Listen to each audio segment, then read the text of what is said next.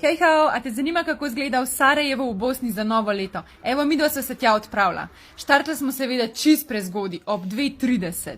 In bila sva ful zaspana.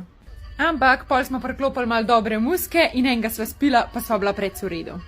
No, pa smo vstopili na ozemlje Bosne in Hercegovine. Pot je bila res ful naporna, rabili smo skoraj 11 ur, da smo prišli do Sarajeva. Vmes se nam je še avtobus pokvaril, pa imeli smo itak ful postankov. Ampak bilo je vreden. Evo nas v Sarajevu. Takoj sva zavila na Baščaršijo in si pač malo pogledala, kaj vse tam ponujajo. Presenetil najo je, koliko veliko vpliv ima tukaj Turčija. Bil je res tak fleten sprehod. Pol je bilo pa treba obvezno iti na čevapčiče. Po večeri sva si pa prvošla še baklavo in pa čaj. Mislim, brez dobre hrane pa v Bosni res ne gre. Zdaj sva pa res že zmatrana od celega dneva. Nič, se vidimo jutri.